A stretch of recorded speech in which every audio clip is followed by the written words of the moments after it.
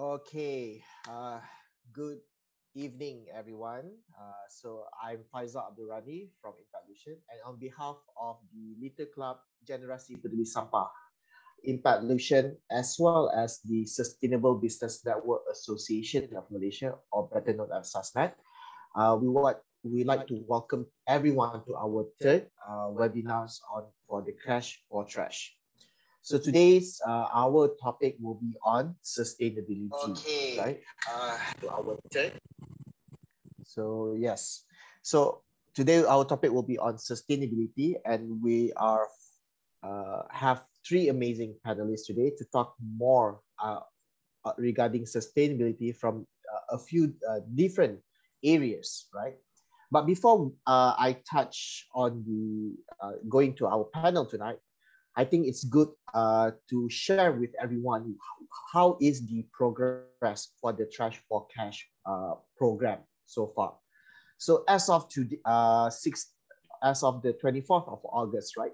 So numbers of trash has been collected through the program itself. We have about 25,000 of 2,545 kilograms of trash, 85 pieces of cigarette butts, 701 plastic bottles, 336 plastic bags for groceries, 358 plastic bags other types, and 684 of food wrappers with 183 bottle caps, 322 takeaway containers, 122 takeaways for the foam type, and 277 straws, while disposable masks at 182 disposable masks.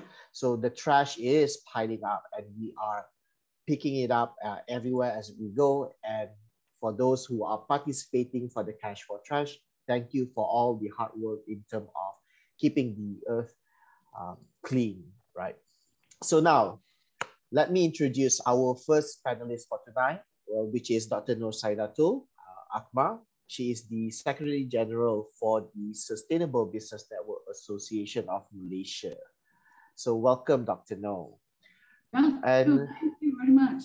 All right. So my first question to you, Dr. No, what is sustainability, and how does sustainability is crucial in this new economy? Okay, thank you very much, Faisal. Welcome, everyone.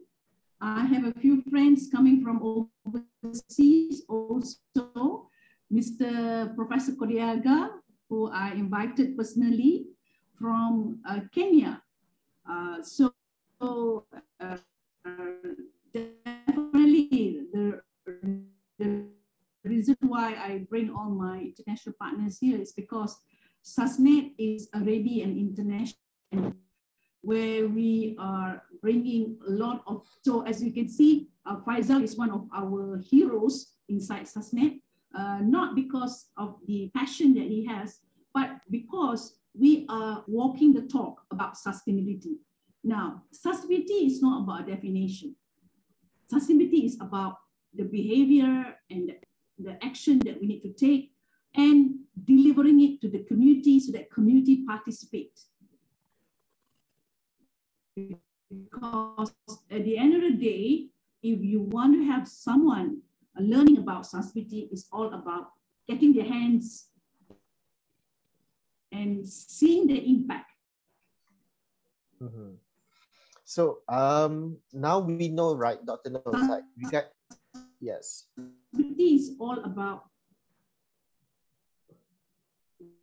what you get back out of your action, right? So I don't want to do.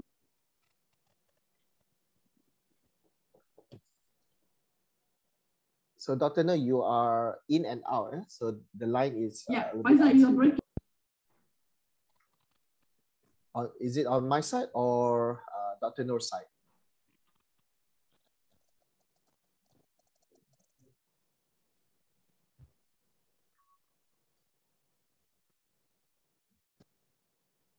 Are you still with us, Dr. No?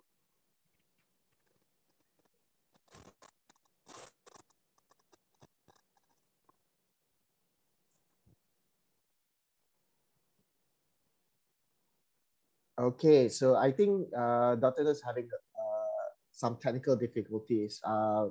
Before we continue with her again, I think let's go to our next panelist first. Carmen, Carmen Wong is the Senior Officer of Communication and Marketing for Penang Green Council. So I would like to welcome her to this session, Yep. and maybe Carmen can present. Sorry about my internet. Yeah. Dr. I didn't get the second question, Faisal. I didn't get your second question. Oh no, it's like I was saying it's like you were in and out, so we're kind of like miss a lot of the what you were saying. I see. Okay, let me just highlight about sustainability. You wanted to ask me about question. Now, sustainability, as I mentioned to you, it is not about the definition about what people believe as talking about the impact towards the social, the environment, and the economy. Here, when it comes to the walking the talk, what we want to make sure that people comprehend sustainability as a walk of life or as a practice. So when we create an impact, we want to showcase that we are doing with the community that we are talking to. So we cannot just lecture people about sustainability. We have to really do it together in the sense that we both feel the impact, be as the one is producing the apps or the one that is developing the product, with the community that is receiving the product and having the impact. So it's of two sides, both the beneficiary and also the one is producing the product or the process of sustainability. So to me, sustainability is all about the element of community and also in terms of the production of processes that benefit for all. Now, I know that when it comes to business, right, the concept of sustainability is something that is kind of like new, and then with a lot of businesses always run on the whole old model of product, process, and profit. So maybe this is something that it's hard for businesses to actually convert to or at least adapt the idea of sustainability. So my next question is, how does SUSNET effort in reaching out to various industries to educate about sustainability? Because I think it's like that is the biggest challenge to make everyone understand. Yeah, the journey of my involvement in sustainability is not short term. It has been long term. So it's all about how you make the industry, who are very much the producer of the negative impact, to understand what has been done wrong and how we want to improve on the negative impact to be something more positive, so that we all can have a better situation in terms of how we want to look at the future. So handholding the industry is very important, because we know everybody make mistake somewhere along the line, and industry itself, they have an element of, okay, how do we make, or what I call make the changes right now to, in the other hand, that I now become a participant to your project. So this is where we have to make them be part of a project where they have been doing something wrong in the past. So it's profit for mistakes. So if they can understand profit for mistakes, in other words, I've been making mistake of the past, but now I understood that those profits can now be ripped off, because I can now learn from my mistakes and I'm going to remove those mistakes. So that is the element of where we bring industries to see not cost, by looking upon value they get back from the mistakes that they make. So I guess it's a big challenge to really get people to understand in terms of sustainability. And this is where, so far in the last, I guess, in the last few years, what is the biggest challenge that I think do you see on SASNet side to actually reach out to businesses on to understand the idea of sustainability, as well as to educate them, or at least get them to start thinking about sustainability? Well, as I said, most important thing is the business owners and the founders or the owner of the project itself, right? Now, when I started to understand that the issue at hand is always the decision maker. Who's the decision maker? So once you get hold of the decision maker, then the changes can be done fast for them to understand sustainability. Because the people look at it from the point of view about cost, but they never look point of view of risk. So if they are increasing risk, even though they try to cut costs, they will not get enough impact either on profitability or on sustainability. So that's how they should look at things as in a broader sense, that the more they reduce the risk and not look at costs, and they look at from point of view, where are the values that can be added into their profit, that is where sustainability comes in. So they have to understand that if they look at it in the form of only from a point of view of profitability from cost, that's where they can get wrong, because they're looking at product process profit. Whereas if they're looking from the point of sustainability, it is not about the cost. It's about value, what I call value proposition that enhances their product, that gives more better branding, that gives more reduction towards risk, and buying more engagement with the community. That's where they can broaden their values and get more customers or brand royalty. So this is why you see a lot of multinational companies right now, they're doing a lot of CSR. Why?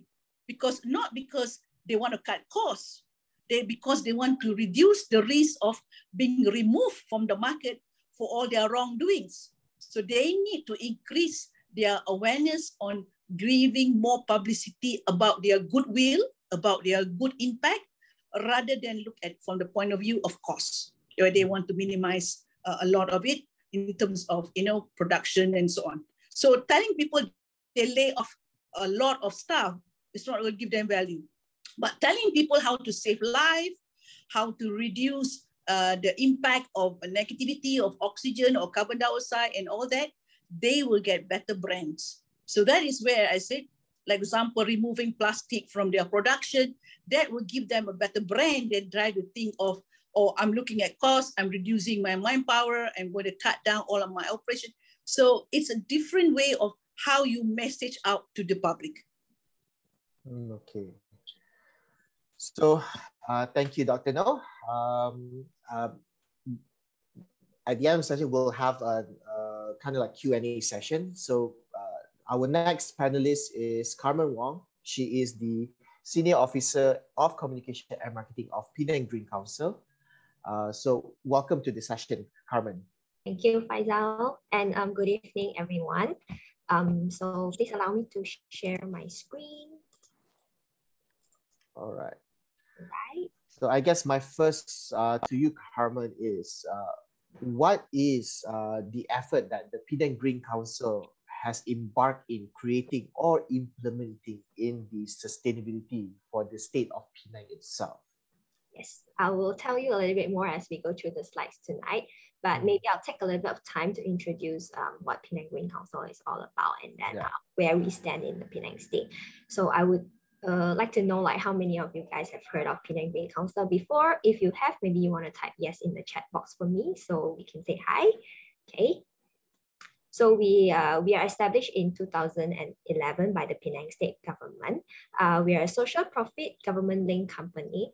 So we were established mainly to nurture, facilitate, and coordinate most of the environmental causes in Penang. Our vision and mission is to, of course, be a central hub in Penang to harness and support all the green initiatives in the state. We also want to develop more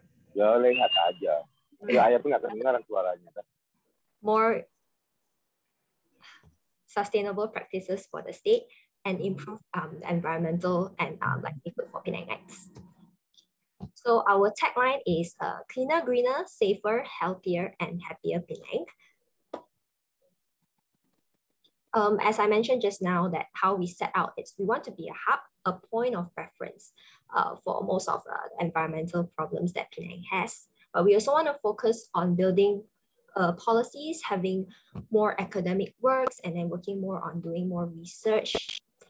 By doing so, we also hope to develop tools, ideas, and opportunities to harness more green technology and engagement of people to the environment of Penang.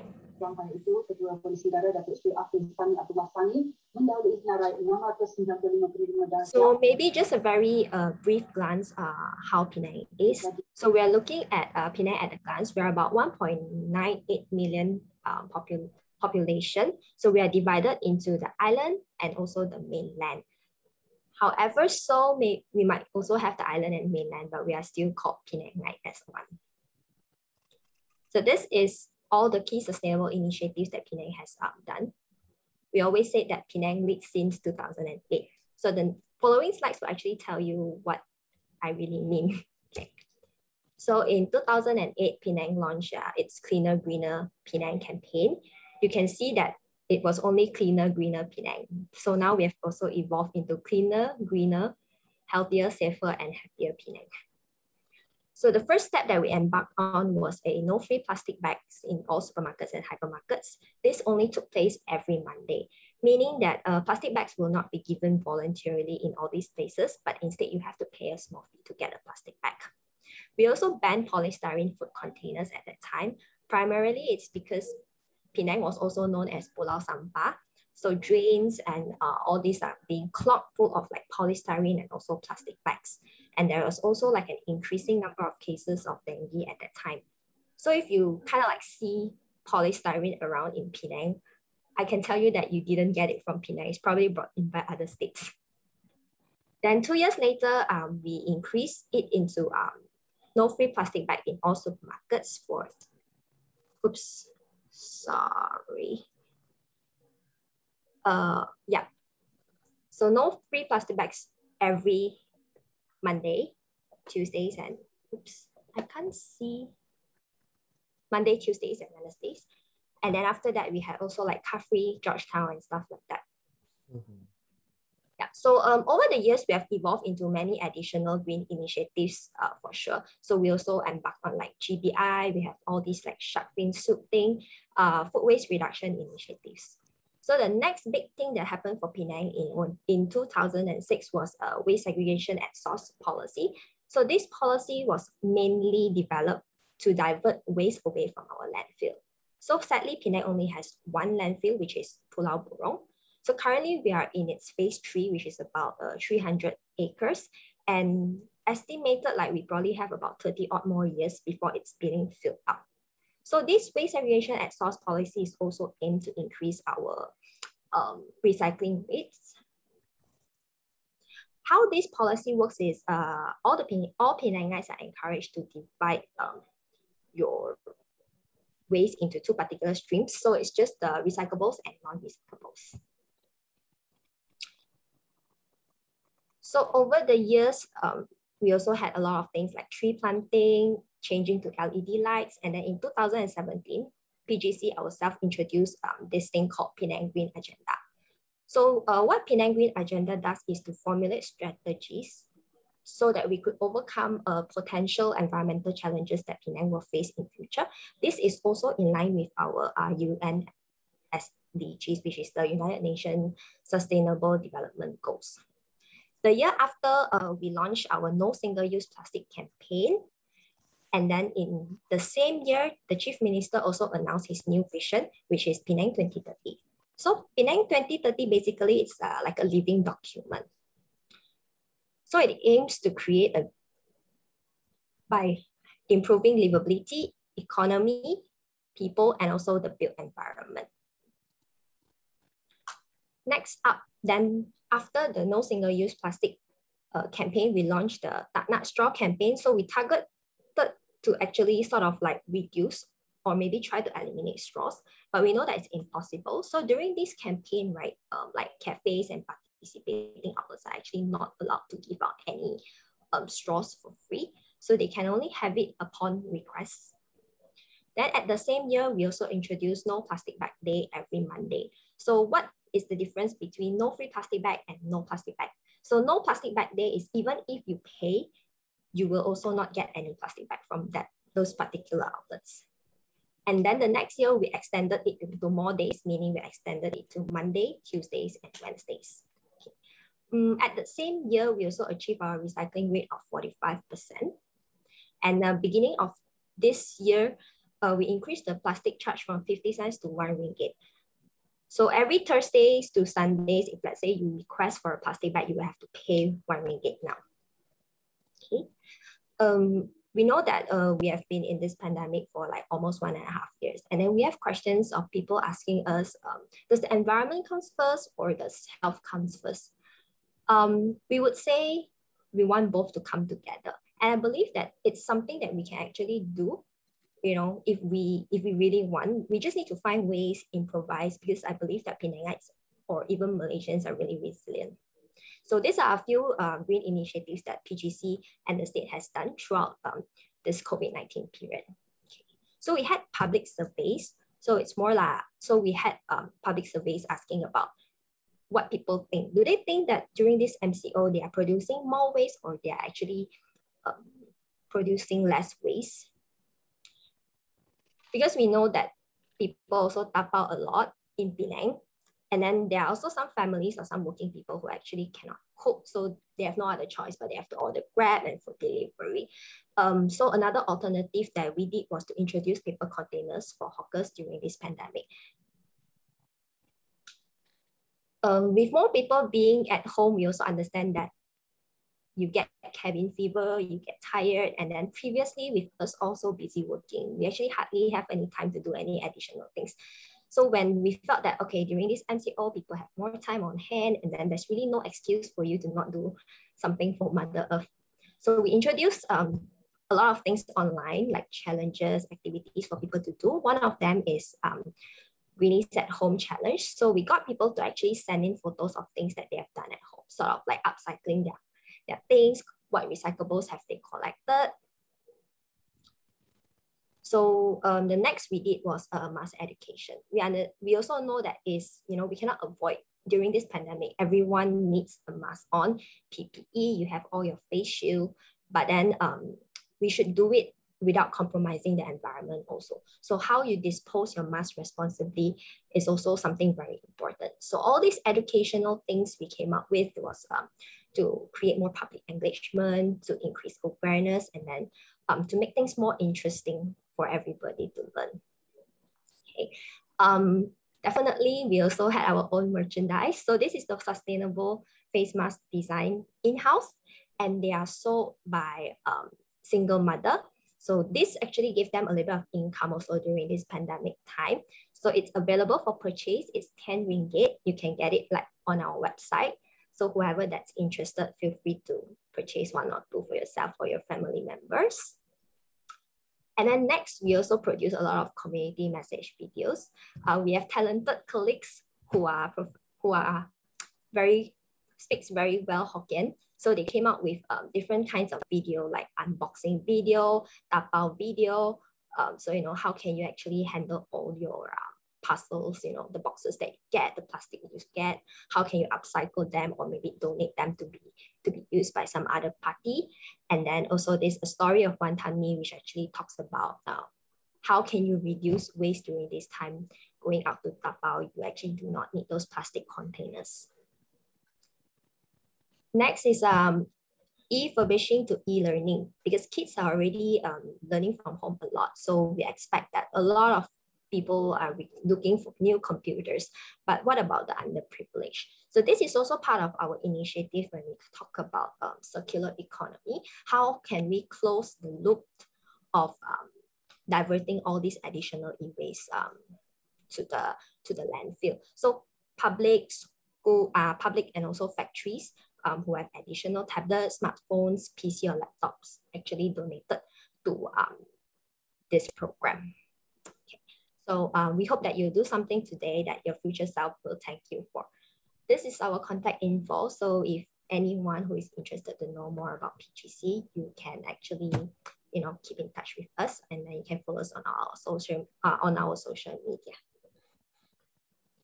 So Carmen, it seems like there's a lot of things that Penang Green Council has done. And then I think one of the biggest amazing thing that we can see is the recycling rate. 45%, it is like a huge numbers, because even the national rate, we're still at below 25%, right? Actually, currently up to date, Penang is about 47%. This is the combination between both local councils, which is the Penang local council, the MBPP and the MPSP. Yeah. So with all this kind of work that has been put, right, what has been like the main challenges that PG sees so far in actual implementing all this sustainability effort in the state of Penang itself? I guess the main thing that we always face is to change people's mindset and mentality. I guess sustainability is probably not something you can teach people, but it should, how would I say, like during the times of our great-grandparents, right? We never had to teach people what is sustainability. We hadn't need to teach them like you could use natural resources, but like people use the banana leaf and all that kind of things, But because time has evolved, we have invented so many new things that we've forgotten like the root of everything, the original source of all these things. So for us to currently change people's mentality is quite challenging for us.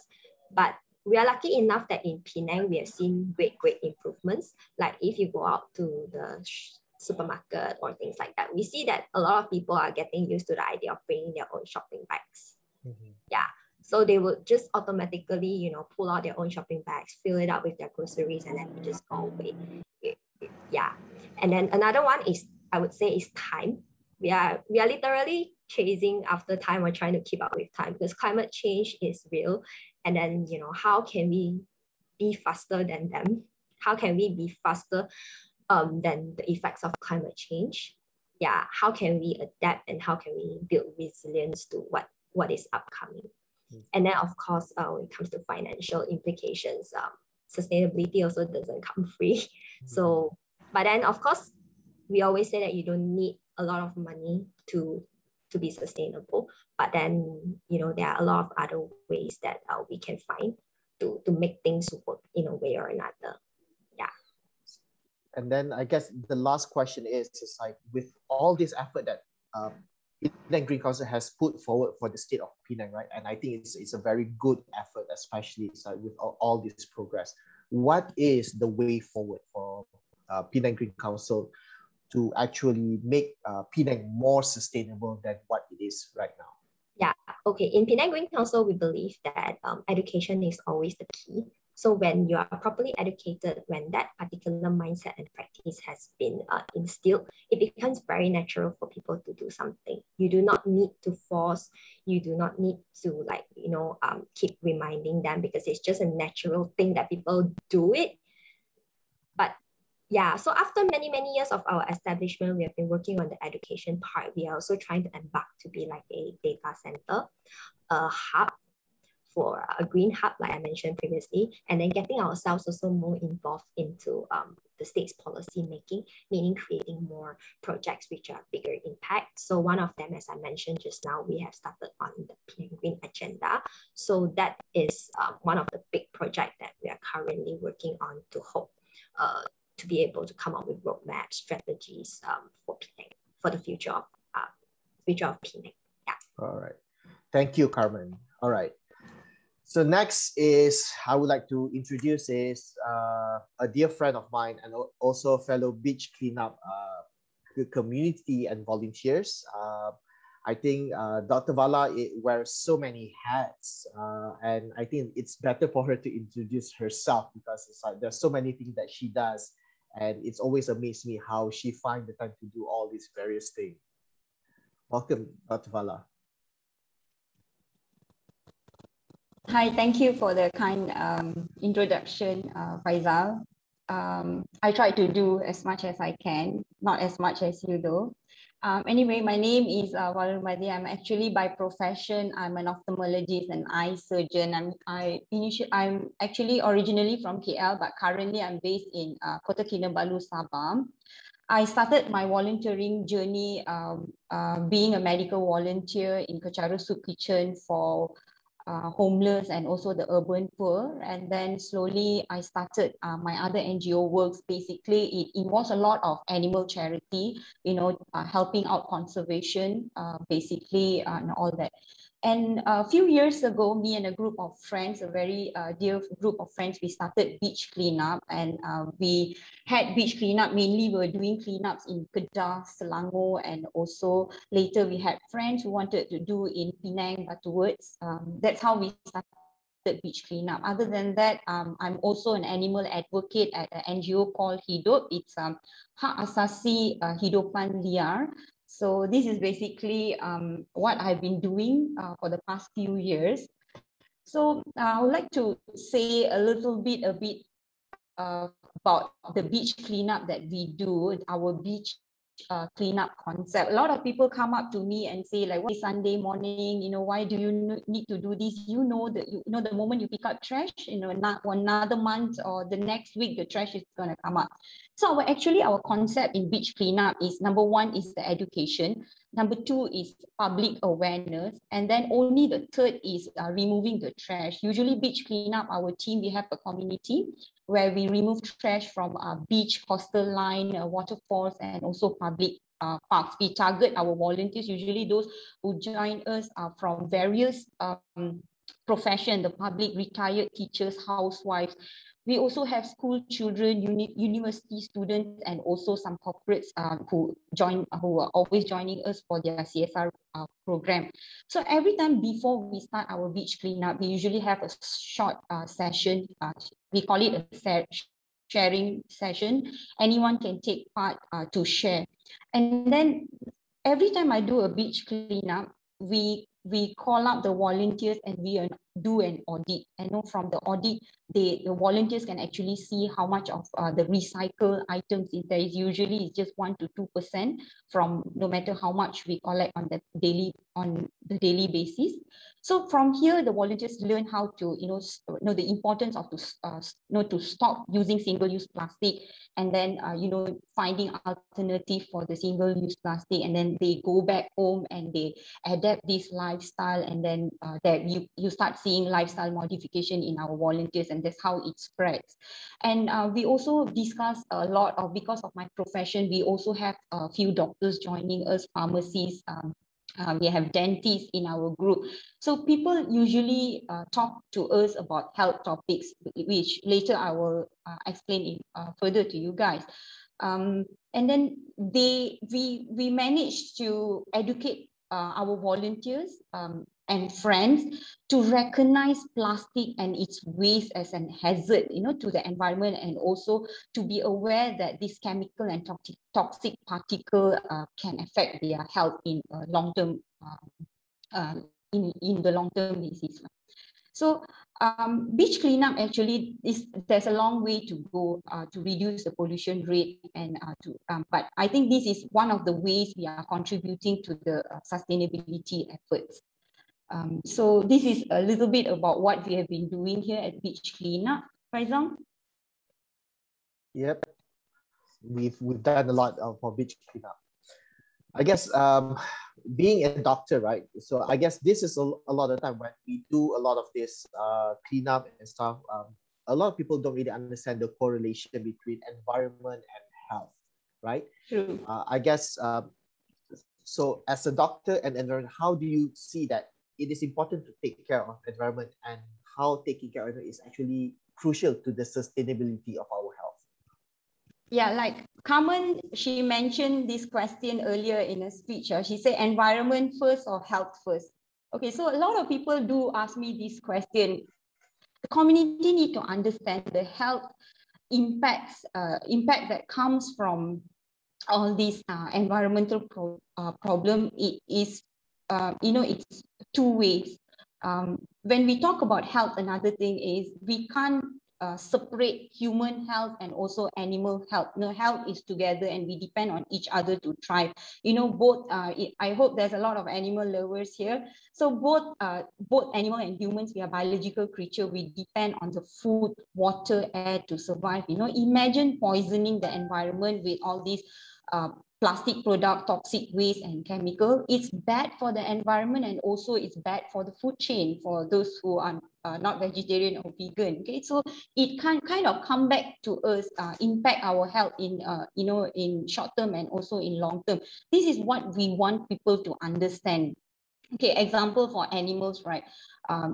This pollution, they ingest the waste, they get entangled, they suffocate, they die, they go into starvation, they can't eat anymore, they fall sick, that is our food chain. And then also the areas that are highly polluted by trash, waste, it is a breeding area for a lot of mosquitoes and vectors. When I talk about mosquitoes, we know the health ministry always warn us about the dangers of dengue. If you look at 2019 up to now, in 2019, we had about 90,000 cases of dengue. Of course, these past 2 years have been decreasing because people are not going out so much because of the pandemic.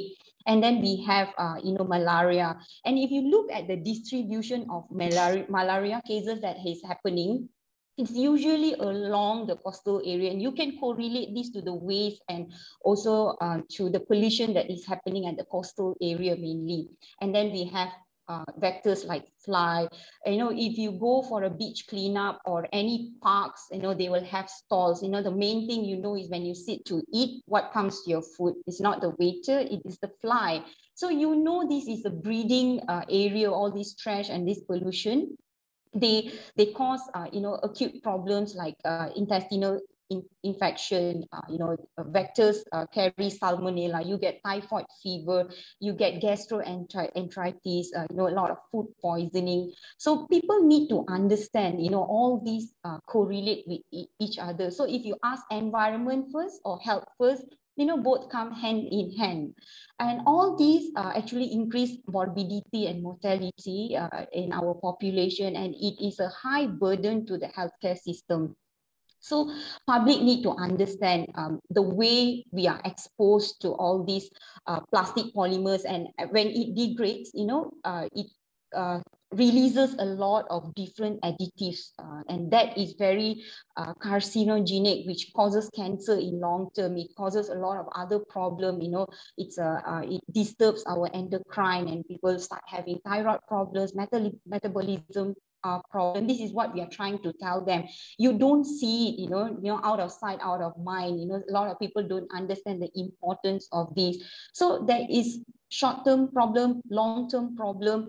So if we really want to sustain the health of all living beings, animals, and also, the public health, we need to act fast and act now. So we understand there's already so much of damage done, and we know there is a lot of health there's a lot of health problems among our population. We can't pinpoint what is one of it, but if you look at all the scientists and the doctors, they are always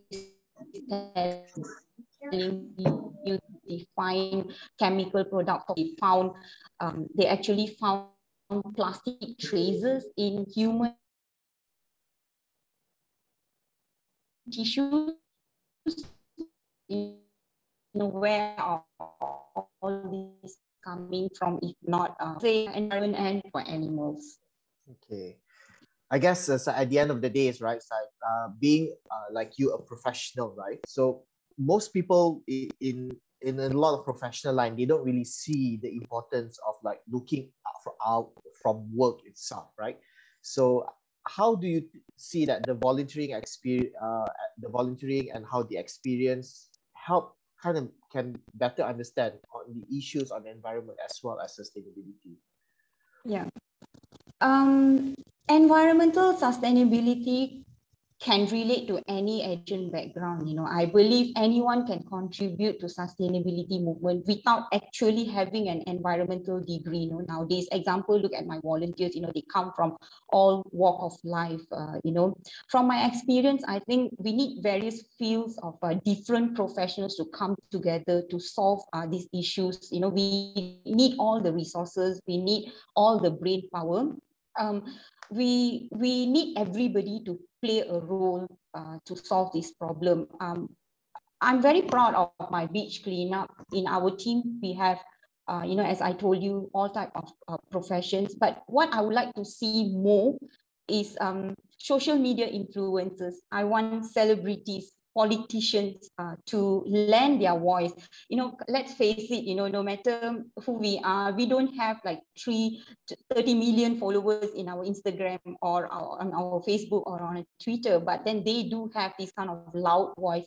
So I said they should come more and join this kind of activities and, you know, lend their voice, lead by example, and we can reach more audience, you know, in the future. And I also get a lot of questions, you know, when school children and also college students, they come and also they ask like, you know, can students help? I say, yes, everybody play their role. If you look at a few years back, like maybe 10 or 20 years ago, old folks, they used to believe sustainability is a luxury item, you know, but nowadays when you look at the youngsters right now, young people, they see it as a necessity.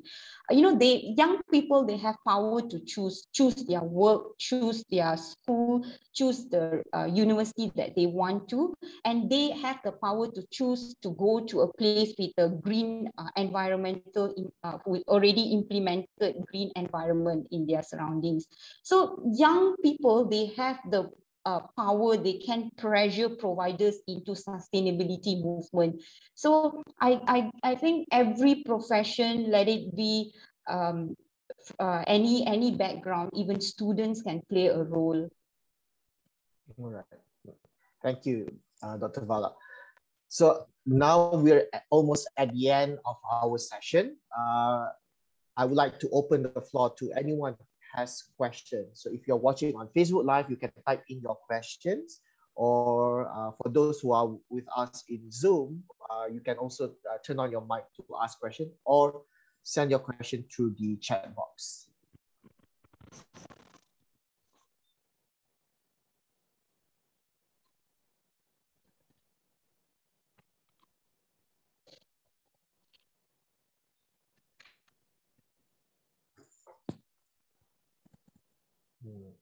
Do we have anyone ask anything?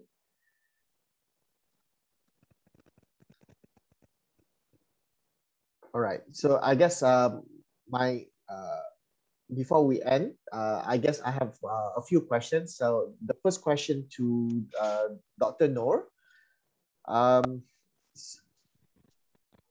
So far as I would say, I think it's like we've been doing a lot of these areas of sustainability with various industries like together. What do you see a more adaptation? It's like, how do we get more people to adapt? How do we get, what is the sure way right now? It's like for us to get people, businesses, politicians to adapt the whole concept of sustainability. You're still mute, Dr. No.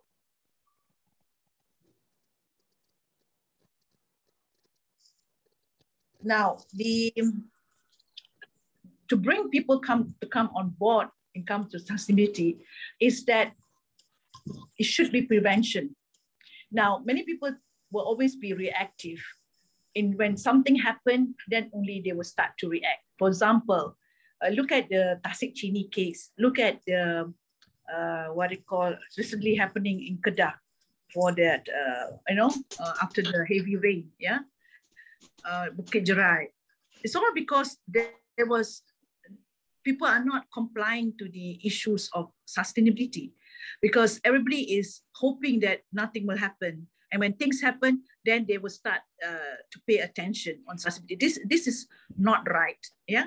So because many more lives will be unnecessarily affected, because of our negligence, and because we have this attitude of, make things happen for betterment, but we're only going to look at compliance issues when things happen. In sustainability, the risk assessment, the risk management should be well ahead, being calculated, not because people calculate in terms of just for the fact of profitability, looking at values in terms of how much I will gain out of these contracts and projects and whatever. So people are looking at it from the point of view, always monetary terms. And politicians or for whatever, the policymakers, I've been in government before. I mean, basically the transformation that we want should be always looking at from the point of view is what is it that we put forward first? If sustainability is first, then we should all look into the element of what do you mean as sustainability first? If not, we will always be, firefighting, firefighting means whenever the case happens, then only we solve it. When the case happens, we solve it. This is not going to be giving a true value about our interest in sustainability. Okay. I think that's very interesting. It's like knee-jerk reaction. It's like, and the next question is to Dr. Vala. In our line, we see a lot of people do this knee-jerk reaction, right? Especially on certain issues. But at the end of the day, it's like after a certain period of time, it kind of quiet again. So how do we kind of keep this within the community itself, rather than just do a knee-jerk reaction on issues, to get them more involved in a lot of these issues, either on waste or either on the issue of animal rights and stuff? Yeah. So I think a lot of people, they follow trend, they see someone doing and then they want to do it, and they don't really understand the importance of it. This is where education and awareness comes in. If they understand the root of the problem and they really know what's best for them, and they understand and recognize the hazard as it is, they will treat it with such importance. But if they don't have understanding, they don't understand the root of the problem, and of course they're going to see and they're going to do it for 1 or 2 days, and after third week, they're going to forget about it. So what I'm trying to say is they shouldn't treat it as a trend, rather make it a change in their lifestyle. And also, when a lot of people adapt this lifestyle, it's going to put a lot of pressure into policy making. People is going to demand for better environment. Parents would want to send their children to a school, or youngsters going to choose a workplace who adapts this green environment. So when the demand is going to be there, things will definitely change. So I think that's about it. Okay. So we do have a question here from Bung Siu Xia. The question is to all the speakers. In reality, we do know most sustainability effort is being practiced by big companies due to their corporate responsibility they have for the social and environment. So how about those SMEs and smaller independent business owners in circular economy context? So anyone, I guess it's like Dr. No, from the SME's perspective and smaller independent, when business owners to actually adopt this whole idea of circular economy.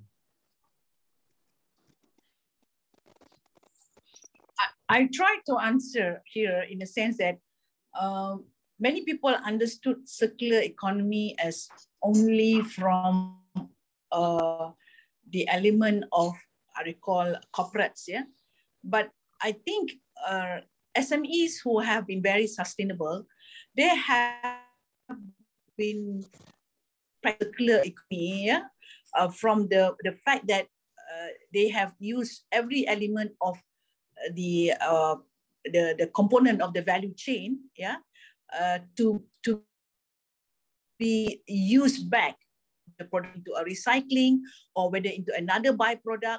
I mean, it's a logical common sense. Yeah.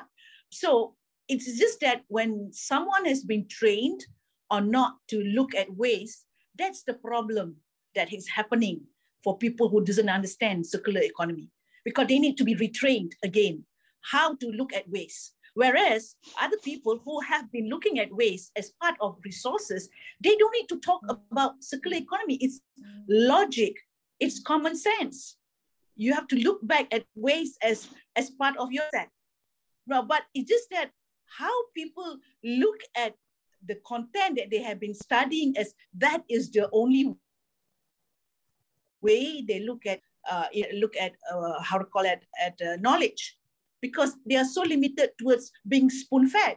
So if you have been in the real life world, your reality check comes in, where you cannot just rely on what you learned before. You have to look at the element of what is surrounding you. What are the basic things that is surrounding you that you have to make the basic use of it?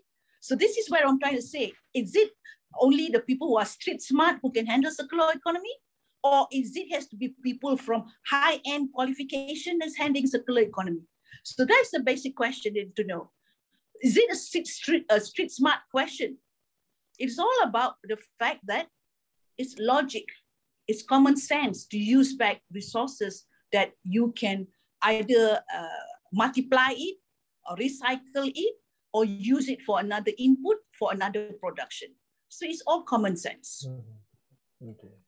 Carmen, do you have any inputs? Yeah, I actually do agree with what Dr. Noor actually mentioned. It shouldn't be, it should be something that people start looking at. It's like she mentioned, it's a common sense that why are we not reusing things that we want to dispose? We always say that one man's trash is another man's treasure, you see.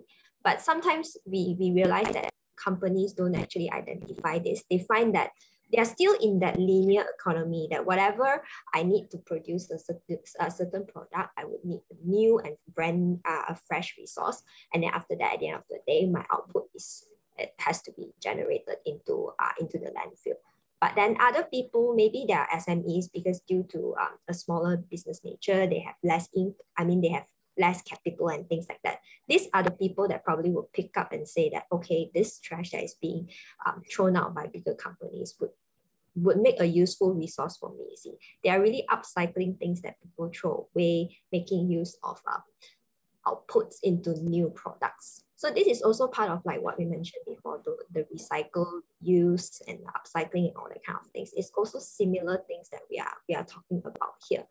But of course, people put it as circular economy. So, you're looking at it as a loop instead of the traditional linear economy that most people practice nowadays. Of course, Penang is also introducing and also trying to encourage people to look towards the circular economy part. Even we have local councils coming up with roadmaps for people, teaching people what is circular economy, which, like by truth, maybe we don't really need to do that. But being in like education and things like that. So Penang Green Council, obviously, we still need to instill this kind of mindset, mentality, practice.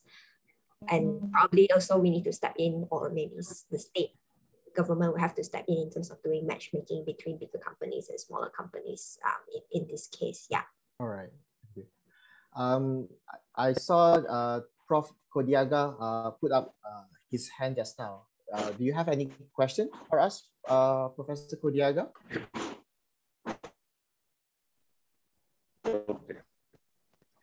Okay. Thank you very much. You can hear me? Yes. Okay. Mine is not a question, but I want to round up my thoughts, basically to tweak the ideas of Dr. Vala, Dr. Noor, and your thoughts, and tweak them just a little. You see, when we are talking about sustainability, essentially we are talking about the 5 components. The same 5 components that we all have identified as first the product, and of course the process of making the product, and then of course we look at the profits that the company, or we see there are people involved, or there are people who become victims or beneficiaries of what comes out, and then of sustainability comes in. So in line with that, I wish to state that, one, it is a glamorous web that actually involves virtually everyone, and you cannot look at it in isolation. And therefore, I think much as we talk about some of the activities that organizations do, like CSR currently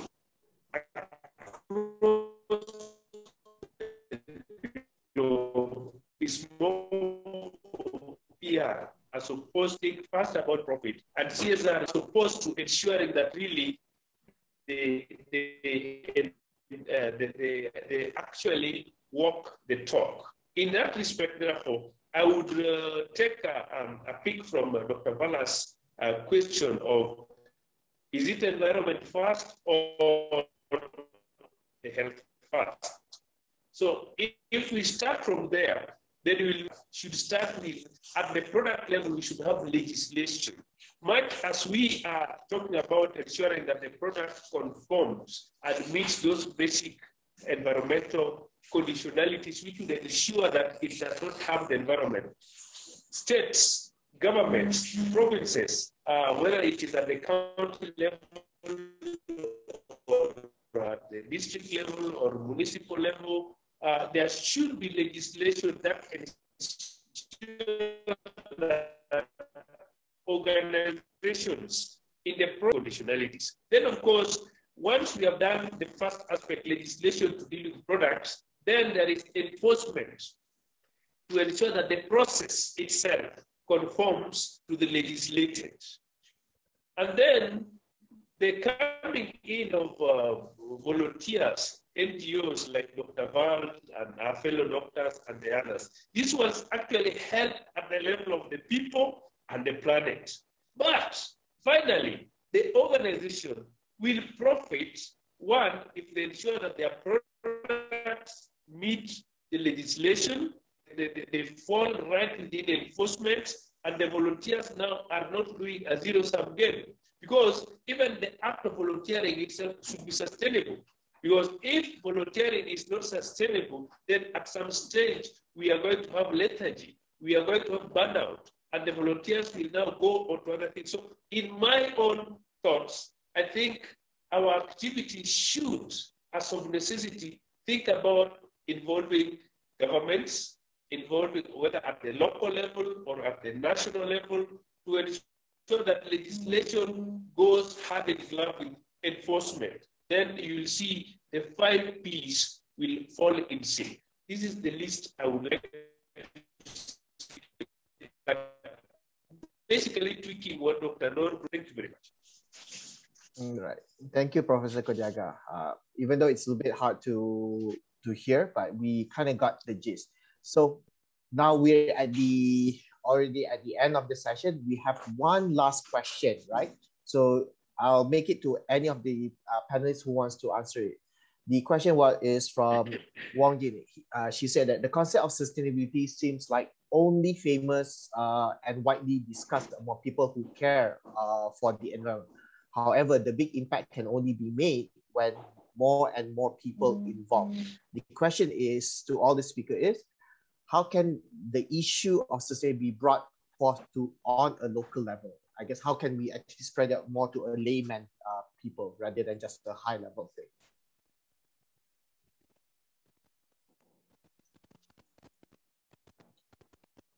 Okay, my take up for this question,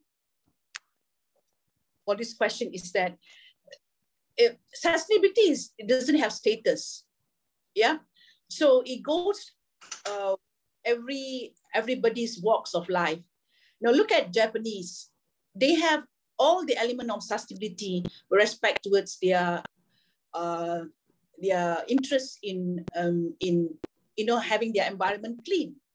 So is it an element of something that is put under a, or is it because they understood if they have a very bad environment, they will get sick and they will get into more deeper trouble? So if everyone thinks that, you know, things are only going to be done only by bylaws or by law, then sustainability will not get embraced the way that we want. It should not be because of a law. It should be because it is understanding the fact of the risk element of within our own environment that we are in, be it at home, be it in office, be it in the public area or stadium, or be it anywhere that we are. So we should be feeling safe. Now, the feeling of being safe is what I think we all fear about right now, because we don't feel safe. Even now, with COVID, we don't feel the safety element. So this is where more and more sustainability, it cut across every people's, how they call, borders. We should not use our, hierarchy. We should not use within a certain, element of job description. Then only you want to look at sustainability. What I meant to say. All right, thank you, Dr. No. Anyone else has? And here in the way we want to handle our economy and also environment. Okay. All right. Thank you, Dr. No. Any last word, Dr. Vala or Carmen? I would like to add to Dr. Norsaidatul. It always people say good habits, it should begin from home, or where you spend most of your time.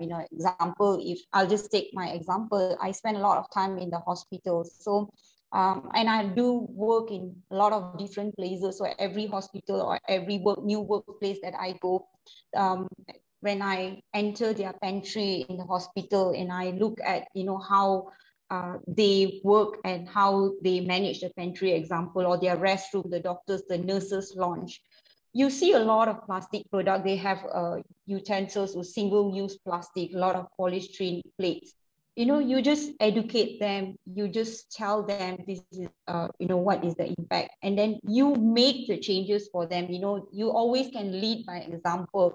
So get them, or get the department or your workplace, or let it even be school, buy those utensils for them, change all the routine that they are practicing. When you make all these small changes at home, at your workplace, anywhere, slowly you can see the ripple effect. People see, people do. And when they think this is a better way of living, they will definitely adapt to it. And I've been seeing a lot of campaign nowadays being done by a lot of people, celebrity, Tunku Zatashan. They are all campaigning for, carrying tiffin, take away food in tiffins. So it's actually working out real well. You practice it and you preach about it, and slowly maybe a couple of your colleagues will follow, friends, and it actually spreads. Who doesn't want to adopt a healthy living lifestyle, right? So as long as we educate and there's awareness and we practice, people will definitely follow if it's the good thing. So yeah. Okay. Any last thought, Carmen?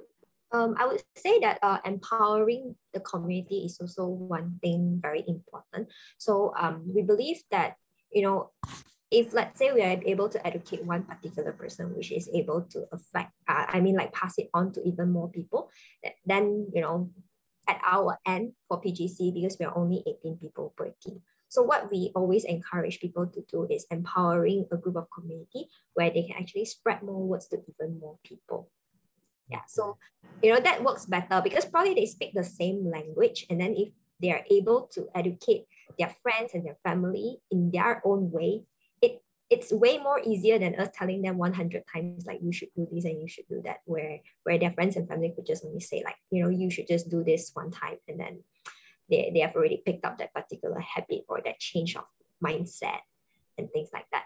So we do have like communities in Penang, which are kind of like model communities that they themselves came up with initiatives like that to empower the people around them, to empower the residents around them, to practice like recycling, having resource center, which is mainly for the people there. And then slowly they become pilot projects, models that could be actually replicated by other neighborhoods, you see. So sometimes when it's no point for us to be telling people everything from the book or internet, what is sustainability about, how can you go about, but the best is to actually show a real life example that you can do it no matter how normal your life. You can still carry on with your daily life, but you just need to make simple changes, new practices, which doesn't take up a lot of effort.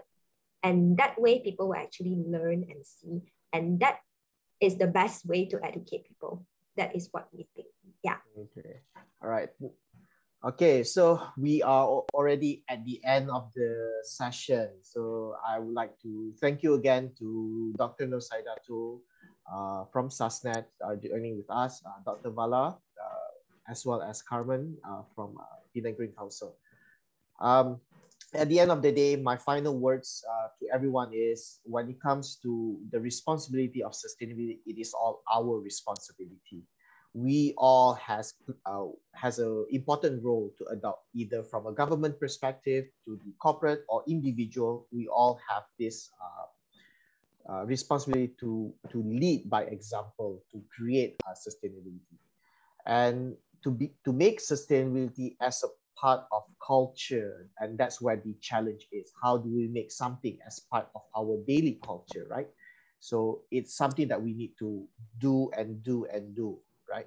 In bab kata in Malay idiom, bab kata pepatah, sikit-sikit lama-lama jadi bukit. So when we do it little by little, it will become a part of our culture, and it will become a part of our community. So thank you for everyone who joining us through Zoom, as well as watching us on Facebook Live. And don't forget our next webinar session on circular economy, which will be on the 7th of September. So thank you, everyone, for joining us tonight. Thank you. Thank you. Thank you, Faisal. Thank you. Bye. Thank you, everyone. All right. Bye. Thank you. Bye. Bye.